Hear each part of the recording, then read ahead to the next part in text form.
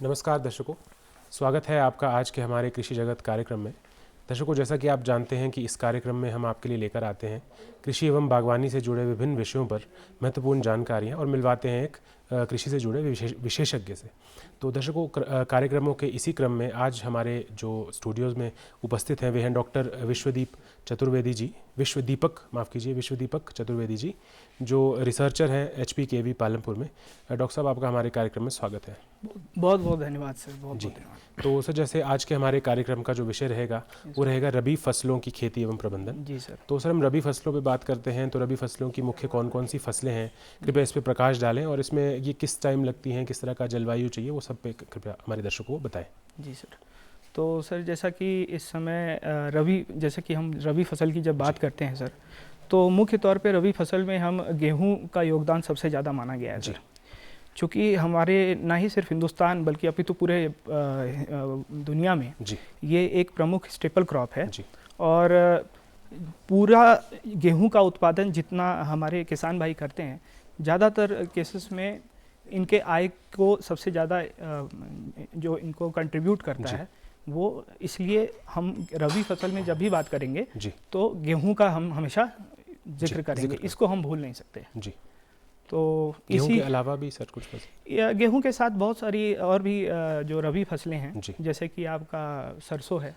आपका मटर है, जौ है, आलू है जी, और भी तो कई सारी तमाम फसलें हैं। लेकिन मुख्य तौर पे आज मैं गेहूं के विषय में मैं अपने दर्शक किसान बंधुओं को बताना चाहूँगा जी। सो जैसे आपने कहा कि जो गेहूं है, क्योंकि एक स्टेपल क्रॉप है और वर्ल्ड वाइड देखेंगे कंज्यूम की जाती है और पूरी दुनिया में खाया जाता है गेहूं, आटे की फॉर्म में कहें या कुछ और भी, जैसे ब्रेड बनते हैं, ये सब चीज़ें हैं। तो सर, इसमें क्या है, इसका क्या स्टेटस है वर्ल्ड वाइड, और इंडिया में कहाँ कहाँ ये ग्रो कर रही है, और हिमाचल प्रदेश के परिप्रेक्ष्य में अगर आप बताएं तो कौन कौन सी जो है मुख्य रबी फसलें हैं, और उसके अलावा जो गेहूँ है उसका योगदान कितना है? तो अगर बात मैदानी क्षेत्रों की करें और साथ साथ पर्वतीय क्षेत्रों की, तो दोनों में देखा जाए तो हमारा जो उत्तर भारत है, विशेष तौर पे देखा जाए तो जो उत्तर प्रदेश जो है वो सबसे ज़्यादा जो है गेहूं के उत्पादन में अपना योगदान देता है पूरे भारतवर्ष में। अच्छा, इसमें गेहूं की जब पैदावार की बात करते हैं तो कुछ प्रमुख बिंदु हैं जिसको हम भूल नहीं सकते हैं, चाहे वो हम मैदानी क्षेत्र में बात करें, चाहे वो हम पर्वतीय क्षेत्रों में बात करें। जैसे कि जब हम गेहूं का बीज जब गेहूं के बीज को हम खेतों में डालते हैं तो मोस्टली ज़्यादातर केसेस में देखा गया है कि जो हमारे किसान भाई हैं जिनके पास बहुत कम मात्रा में खेत होते हैं, तो ज़्यादातर वो अपने हाथों से ही उसको ब्रॉडकास्टिंग करते हैं, खुद ही खेतों में जाते हैं और बीज को फैलाते हैं। जी सर। तो इसमें होता क्या है सर कि ज़्यादातर केसेस में ऐसे में बीजों का नुकसान 10% या कहीं कहीं 15 या 20% तक भी होता है सर। तो अगर बात केवल अफोर्ड करने की कहा जाए तो देखा जाए तो ये एक बहुत बड़ा लॉस हो सकता है जी, क्योंकि बीज जो होते हैं काफ़ी महंगे होते हैं। और जब हम बात करते हैं सीड ड्रिल मशीन की, तो सीड ड्रिल मशीन एक हमको ऐसा मिलता है, विकल्प है जिसके आधार पे हम ये चीज़ सुनिश्चित करते हैं कि हमारे जो बीज हैं वो निश्चित मात्रा में, एक निश्चित औसत में, साथ ही साथ खाद भी उसमें हम डालते हैं सीड ड्रिल में, और दोनों संयुक्त रूप से दोनों को हम सीड को खेतों में लगाते हैं। जी सर। तो उसका फ़ायदा ये होता है सर कि जो क्यारियाँ जो होती हैं वो बहुत प्रॉपर इवनली डिस्ट्रीब्यूट होती हैं जी, और इसमें हमारे जो गैप्स जो रहते हैं इसमें प्रॉपर जो हवादार जो हवा पूरे प्लांट्स को अंदर से मिलती है। दूसरा, कोई अगर फील्ड में कोई इंस्पेक्शन करने जाए तो कोई भी प्लांट अपने पैरों से कोई कुचलेगा नहीं, क्योंकि वो रास्ता ऑलरेडी सीड ड्रिल की वजह से बना हुआ है। लेकिन जब बात करते हैं ब्रॉडकास्टिंग की, तो ब्रॉडकास्टिंग में अनइवन डिस्ट्रीब्यूशन होता है सर जी, और रैंडमाइज फॉर्म में होता है, कहीं भी होता है। तो उसमें ये भी एक सबसे बड़ा कारण है कि जब हमारे किसान भाई खेतों में दौरा करने जाते हैं ये देखने के लिए कि हमारे जो खेतों में कहीं कोई बीमारी तो नहीं आ रही है, कहीं कोई चूहों का प्रकोप तो नहीं आ रहा है, रोडेंट्स का जिसको बोलते हैं, क्योंकि ये मुख्य तौर पे ज़्यादातर जब ये फसल हमारे बहुत छोटे ड्यूरेशन की रहती हैं तो ज़्यादातर केसेस में ऐसे इंसेक्ट्स और जो रोडेंट्स हैं इनका प्रकोप बहुत ज़्यादा होता है जी। और ये मेजर लॉस जो है कर देते हैं। हालांकि आने वाले समय में बहुत सारी तकनीक्स जो है इस पे विकसित किया गया है जिस पे कि हम इसको रोकथाम कर सकते हैं। मिसाल के तौर पे अगर बात की जाए कि जैसे कि चूहों का जब प्रकोप बहुत ज़्यादा होता है खेतों में, तो ज़्यादातर लोग क्या करते हैं, गाँव में हमारे किसान भाई आटे की गोलियों को बनाते हैं और उसमें कुछ एक दवा होती है जो रिकमेंडेड दवा होती है, उसका इस्तेमाल करते हैं और उन चूहों के प्रकोप से बचते हैं। उसी प्रकार से और भी जैसे दूसरे रोग लगते हैं, हमारे किसान भाई उसी तरह जाते हैं बीच बीच में और उस पर पता करते हैं कि इसका संयुक्त कैसे इसका निदान किया जाए। क्योंकि समस्या सबसे बड़ी गंभीर यही है कि गेहूं लगाना बड़ी बात नहीं है, गेहूं का बचाव करना सबसे बड़ी बात है। क्योंकि हमारे जो देखा गया कि गेहूं की जब कटाई हो जाती है तो उसके भंडारण के दौरान लगभग 10 से 20% तक का जो है गेहूं जो है हमारा जो बीज है वो ख़राब हो जाता है। और उसके बहुत सारे कारण हैं। उन पहले कुछ कारणों को अगर मैं बताऊं तो सबसे पहले कि उनके भंडारण करने की जो जगह है वो साफ़ सुथरी है या नहीं, ये इस बात पे भी सुनिश्चित करता है। जी, तो डॉक्टर साहब भंडारण पे हम बाद में आएंगे। जैसे हम पहले अपने बात की कि जैसे खरपतवार उगते हैं या पेस्ट्स या कीड़े या ये सब चीज़ें लगती हैं, तो सर हम खरपतवार की बात करते हैं, तो खरपतवार को जो है किस वक्त निकाला जाए और किस तरह से उसको मैनेज किया जाता है एक गेहूँ की फील्ड में, या फिर कहें कि आप रबी फसलों में सभी तरह की? देखिए, जब बात जैसे जब मैं गेहूँ पे मैं आता हूँ तो गेहूं में जब खरपतवार नियंत्रण होता है तो कहते हैं कि जो वीड्स होते हैं, ये खरपतवार, इनको वीड्स बोलते हैं, ये क्या करते हैं, ये क्रॉप के साथ कंपटीशन करते हैं लिमिटेड रिसोर्सेज के लिए, जैसे खाद, पानी, सनलाइट, सौर ऊर्जा, इन सब के लिए आपस में इनका प्रतिस्पर्धा होती है। और इस प्रतिस्पर्धा में क्या होता है कि न तो पौधा जो हमारी फसल है वो अच्छी ग्रो कर पाती है, बल्कि जो वीड है वो उनको सप्रेस करके अपनी ग्रोथ को आगे बढ़ा लेता है। जो कि इसकी वजह से भी बहुत सारी जगहों पे देखा गया है कि एक मेजर लॉस, एक बहुत गंभीर तरीके से किसान भाई जो है अपनी फसल का नुकसान झेलते हैं। जी, तो अगर सर हम इनको मैनेजमेंट की बात करें तो किस समय जो है खरपतवार को निकालना चाहिए, या कैसे वीडिंग आउट कहते हैं जिसे हम, तो सर किस समय करते हैं और कल्टीवेशन के दौरान क्या क्या सावधानियां रखनी है? खरपतवार के नियंत्रण के लिए तो हमें सबसे पहले प्रारंभिक रूप से सबसे पहले हमें इसके लिए अवेयर ये होना चाहिए कि जब खेत में हम जाते हैं इंस्पेक्शन करने, तो पहले तो ये कोशिश करें कि कोई भी हानिकारक पेस्टिसाइड का हम इस्तेमाल ना करें, उससे हम बचें। क्योंकि जो हानिकारक पेस्टिसाइड होते हैं उसके रेजिडुअल इफ़ेक्ट्स होते हैं हमारे शरीर में, और बहुत ही व्यापक रूप से जो गंभीर बीमारियां हुई हैं, जैसे कि कैंसर है और भी एक दो बीमारियां हैं जो कि उसके साथ रिलेट करती हैं, वो आ जाती हैं शरीर में। तो इन चीज़ों से बचाव करने के लिए पहले तो हमें यही इस बात पे हमें ध्यान देने वाली बात होनी चाहिए हमारे मन में कि हमें कोई भी पेस्टिसाइड का इस्तेमाल ना करें। लेकिन अब किसान भाई की समस्या ये है कि खेत अगर ज़्यादा बड़ा है तो मैनुअल वीडिंग, हाथ से वीडिंग करना ये संभव नहीं है, क्योंकि खेत बहुत ज़्यादा है। और क्योंकि एग्रीकल्चर जो कृषि जो है ये लेबर इंटेंसिव जॉब है, मतलब इसमें श्रम ज़्यादा लगता है, इसमें हाँ मनुष्य का श्रम बहुत ज़्यादा है। और आजकल जो गांव में देखी गई है परिस्थिति कि गांव में जो है बहुत कम श्रमिक काम करने वाले लोग उपलब्ध होते हैं। तो इस वजह से किसान भाई भी अब मजबूरी में आके वो पेस्टिसाइड्स का इस्तेमाल करते हैं। तो ये कुछ चीज़ें हैं जिसको ध्यान देना चाहिए। जी, तो सर जैसे हम रोगों की भी बात करें, इसमें मुख्य रोग कौन कौन से हैं अगर आप बात करें तो इनका प्रिवेंशन के लिए, या फिर ये हो ही ना या नहीं आए आपकी क्रॉप में, तो इसके लिए क्या करना चाहिए एक किसान को? सर डिजीज़ जो है, जैसे रोग है, ये रोग आते हैं 2-3 कारण की वजह से। सबसे पहले तो अगर हम बात करें कि एक डिजीज़ ट्रायंगल जो होता है, डिजीज़ ट्रायंगल में क्या होता है कि डिजीज़ आती कब है एक्चुअली? डिजीज़ तब आएगी जब आपके पास फेवरेबल इन्वायरमेंट हो, आपके पास ससेप्टिबल आपका होस्ट हो, और वेरुलेंट आपका पैथोजन हो। ये तीनों चीज़ें जब एक साथ मिलती हैं तो बीमारी का जनन होता है। तो हम अगर इन्हीं जो इनके चक्र हैं, जो इनके जो साइकिल है, अगर इस किसी एक में भी अगर हमने ब्रेक लगा दिया तो हम ये चीज़ से बच सकते हैं। हमारे खेतों में जो गंभीर बीमारियां और जो दूसरी बीमारियां जो आती हैं उससे हम बच सकते हैं सर। जी, तो सर जैसे हमने कटाई की आपने बात की कि कटाई के उपरांत हम भंडारण पे आ रहे थे, पर हम कटाई की अगर बात करें तो सर कटाई जो है वो किस समय पे की जानी चाहिए, और जो फसल की मैच्योरिटी जिसको हम कहते हैं कि वो दाना बन चुका है कि नहीं बना, तो कैसे पता करें और मैच्योरिटी का पता कैसे लगाएं, उसके बाद कटाई कब करनी चाहिए, तो उसके बारे में बताएं। सर जैसे गेहूँ की जब कटाई की हम बात करते हैं तो गेहूँ की कटाई वैसे जानने के लिए तो लैब में भी इसके बहुत सारे जो औपचारिक तरीके हैं, जैसे कि हमारा मॉइस्चर मीटर होता है। मॉइस्चर मीटर सर एक ऐसा यंत्र है जिसकी मदद से हम वो उसको गेहूं के कुछ दानों को डालते हैं और वो उसमें कितना मॉइस्चर है वो हमें बताता है जी। तो आमतौर पे जब गेहूं की कटाई होती है तो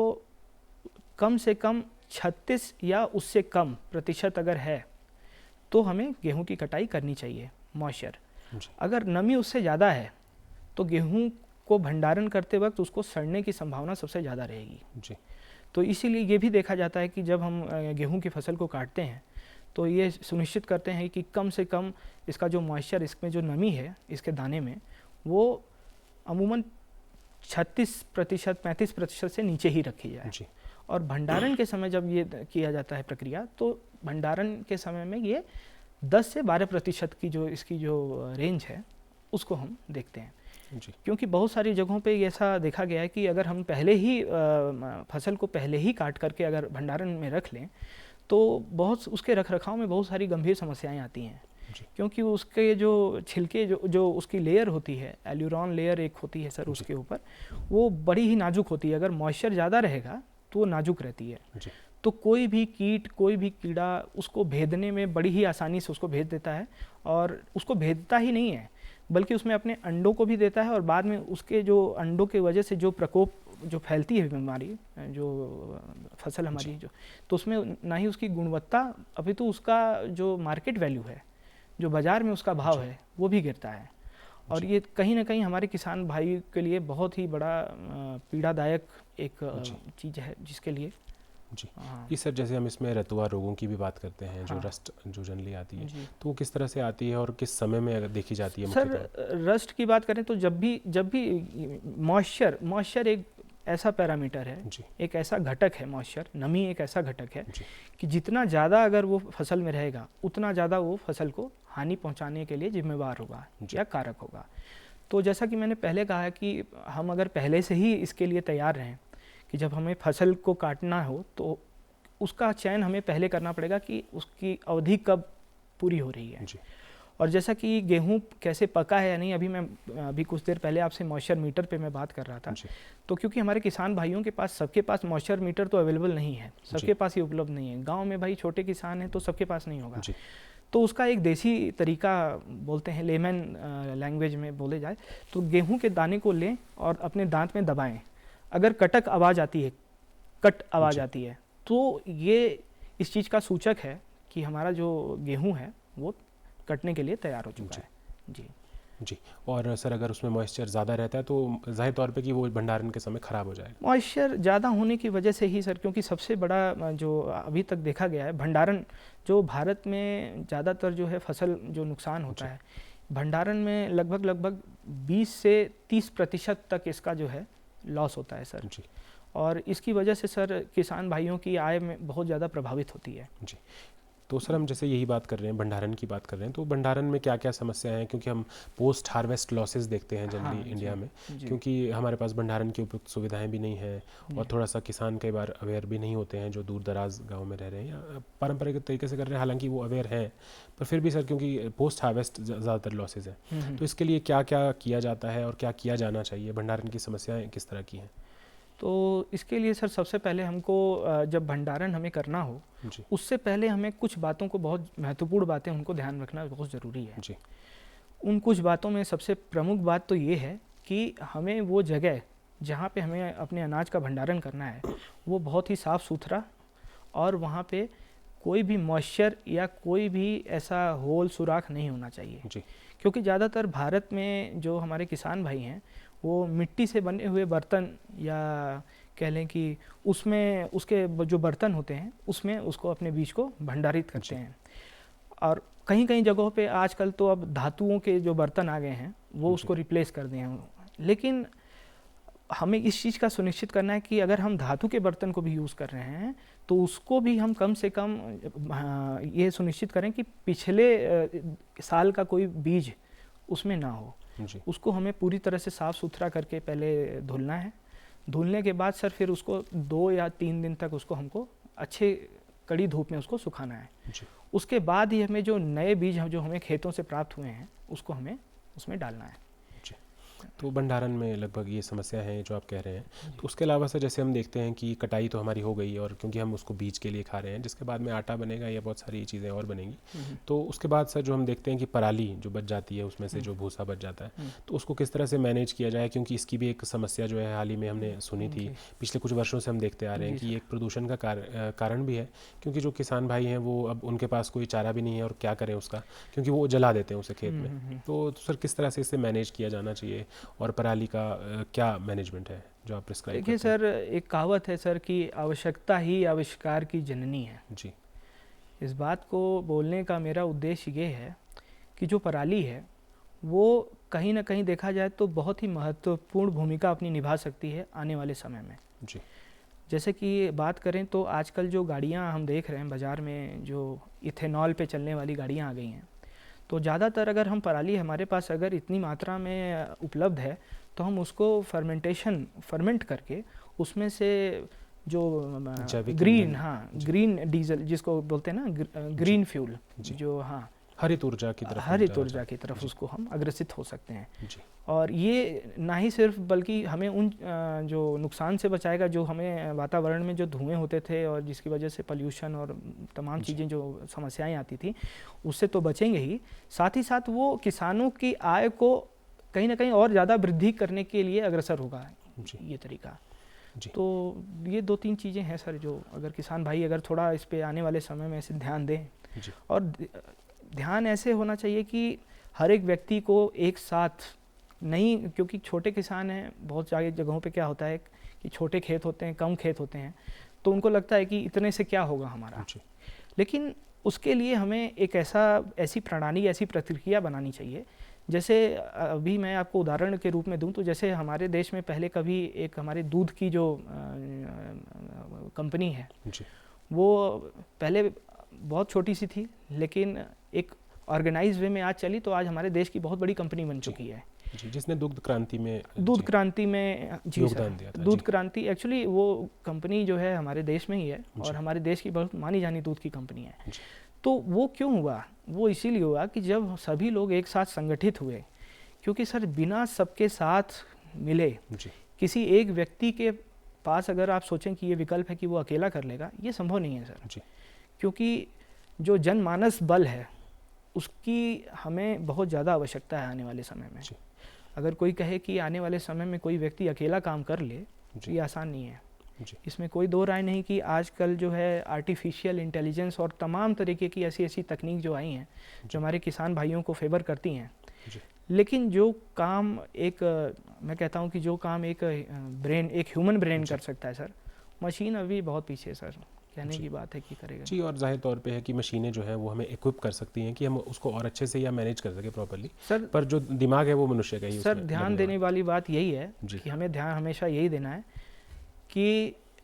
मशीनों ने इंसान को नहीं बनाया है जी, इंसानों ने मशीन को बनाया है जी। तो इस बात को अगर हम समझेंगे तो हम ये ज़रूर समझेंगे कि हम बहुत सारी समस्याओं को सुधार कर सकते हैं जी। तो सर हम देखते हैं जैसे वर्तमान में हम देखते हैं कि हम प्राकृतिक खेती की ओर भी बात करते हैं कि बढ़ें किसान, तो इसमें जो हमारे रबी फसलें हैं सर, इसमें हम किस तरह से बढ़ सकते हैं और प्राकृतिक खेती करें तो किस तरह से इन फसलों में प्रयोग में लाएं हम उसे? देखिए सर, हमारे देश में अगर प्राकृतिक खेती, नेचुरल फार्मिंग की अगर हम बात करें जी, तो नेचुरल फार्मिंग इतनी बड़ी जनसंख्या है, अब तो हमारा देश जो है चाइना को भी पछाड़ दिया है जनसंख्या के मामले में। और क्योंकि आने वाला समय बड़ा ही कह सकते हैं क्रूशल है, बड़ा ही इम्पोर्टेंट है, क्योंकि घटती भूमि और बढ़ती हुई जनसंख्या जी, ये कहीं ना कहीं इस बात का सबसे बड़ा जो रीज़न है कि हमें इसके लिए अवेयर होना चाहिए जी। क्योंकि ऐसा एक्सपेक्ट किया गया है कि आने वाले 10-20 सालों में जब इंसान की तादाद और बढ़ेगी और भूमि घटेगी तो कहीं ना कहीं हमें अपने फसल पे ही उसी लिमिटेड ज़मीन में ही हमें ये प्रयास करना होगा कि हम सबका पेट भर पाएँ। आज की डेट में हर व्यक्ति की जो थाली है वो आज भी कंप्लीट नहीं है जी। तो इसलिए हमको ये चीज़ ध्यान में रखना चाहिए कि एक जो प्रॉपर मात्रा में, एक निश्चित मात्रा में जो सबको भोजन मिलना चाहिए वो हमें इस बात से ही सुनिश्चित करना पड़ेगा कि हमारे पास उसकी उतनी उपलब्धता है जी। इसमें कोई दो राय नहीं कि हमारा हिंदुस्तान जो हमारा देश है ये निर्यात कर रहा है गेहूं को जी। बहुत सारी जगहों पे अच्छे खासे बहुत अच्छे नामी गामी जो किस्में हैं जो अच्छे अनुसंधान केंद्रों से निकली हुई हैं, लेकिन फिर भी सर ये एक बहुत बड़ा रीज़न आने वाले समय में हो सकता है। जी जी। तो सर हम देखते हैं कि जैसे हम आज की समस्या, एक तो आपने कहा कि जनसंख्या तो बढ़ी रही है और साथ साथ में हम देखते हैं कि जलवायु परिवर्तन भी है। हाँ, तो जो जलवायु परिवर्तन है उसका आप क्या प्रभाव देखते हैं, खासकर अगर रबी फसलों की बारे में हम बात करें तो क्या प्रभाव रहता है जलवायु का, कि क्या इसमें कोई यील्ड के लॉसेस देखे गए हैं या फिर कोई इस तरह की और चीज़ें देखी गई हैं? जलवायु का सर एक बहुत बड़ा योगदान रहा है जी। चाहे अगर हम बीते कुछ दिन से अगर हम आपको एक उदाहरण दे के बताते हैं आपको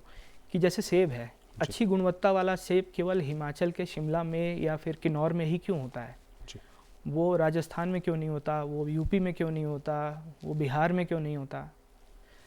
तो इसका मतलब है कि जो चीज़ जहाँ के लिए बनी है जी, वहाँ के लिए उसका रिस्पॉन्स